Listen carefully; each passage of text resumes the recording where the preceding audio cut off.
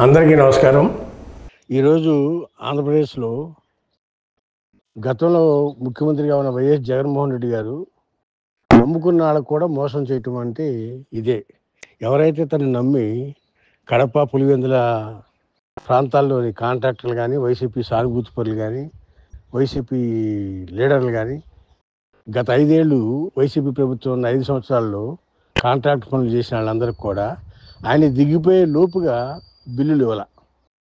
ఎంత నిర్లక్ష్యము, ఎంత నిస్సిగ్గుగా వాళ్ళందరినీ సొంత మనుషులు, సొంత జిల్లా వాళ్ళు, సొంత పార్టీ వాళ్ళు, వాళ్ళకు కూడా అమౌంట్ ఇవ్వకుండా, అంటే బిల్లులు చేసిన పనులకు బిల్లులు ఇవ్వకుండా వాళ్ళందరినీ కూడా అనేక ఇబ్బందులకు గురి చేస్తే వాళ్ళంతా కూడా ఈరోజు తిరుగుబాటు చేశారు.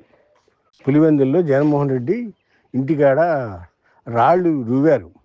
జగన్మోహన్ రెడ్డి ఇంటి మీద పోలీసులు అడ్డం పెడితే రాళ్ళు రువితే అద్దాలు పగిలిపోయినాయి. అంతేకాకుండా ఎవరైతే నమ్ముకుంటారో నమ్ముకున్న వాళ్ళని కూడా ఈ విధంగా మోసం చేయటం అనేది అది జగన్మోహన్ రెడ్డికి సాధ్యమైంది అనేది ఈ సందర్భంగా తెలియపరుస్తా ఉన్నాను. అంతేకాకుండా ఇవాళ ఏదైతే అధికారం కోల్పోయినాక జగన్మోహన్ రెడ్డి నంగనాచి కబుర్లు చెప్తున్నాడో, నేను అధికారంలో ఉన్నప్పుడు అది చేశాను, ఇది చేశాను, ప్రజలందరినీ ఆదుకున్నాను, సంక్షేమ పథకాలు ఇచ్చాను అని ఎలా నంగనాచి కబుర్లు చెప్తా ఉన్నాడు, వాటన్నిటికీ ప్రతీకాష్ట ఆయన చెప్పేదానికి చేసేదానికి ఎంత తేడా ఉందో అనేది ఇవాళ పులివెందుల్లో జరిగిన సంఘటనగా మనం చెప్పచ్చు. ఎందుకంటే పులివెందుల్లో జరిగింది ఇవాళ మనం చెప్పలేని విధంగా, అంటే సొంత ఊళ్ళో సొంత మనుషులు, సొంత ప్రాంతం, సొంత నియోజకవర్గంలో సొంత మనుషులు తిరుగుబాటు చేశారంటే మరి ఎంత ఎలా చెప్పాలో కూడా అర్థం కావట్లేదు. అలాంటి పరిస్థితి వాళ్ళ జగన్మోహన్ రెడ్డికి ఉందనేది ఈ సందర్భంగా తెలియపరుస్తున్నాను. అంతేకాకుండా 1 by 1 రాబోయే రోజుల్లో ఇంకా అనేక సంఘటనలు ఆయన జగన్మోహన్ రెడ్డి గారు ఎదుర్కొంటారు. ఎందుకంటే ఆయన ఎవరైతే నమ్మారో వాళ్ళందరినీ మోసం చేశాడు. నేను చెప్పిందే వేదం, నేను చేసేదే చట్టం, నా మాట మీరంతా వినాలి అని ఏదైతే నేనే పవర్ సెంటరు అనే విధంగా ఆయన పరిపాలన సాగించాడు 5 సంవత్సరాల పాటు.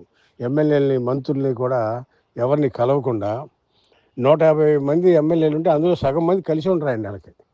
అలాంటి పరిస్థితి. ఎందుకంటే మొన్న తూర్పుగోదావరి జిల్లాలోని జనసేన నుంచి గెలిచిన ఎమ్మెల్యే గారు మాట్లాడుతూ మాకు అపాయింట్మెంటే ఇచ్చేవాళ్ళు కాదు అని చెప్పడం కూడా ఇందుకు ఉదాహరణ.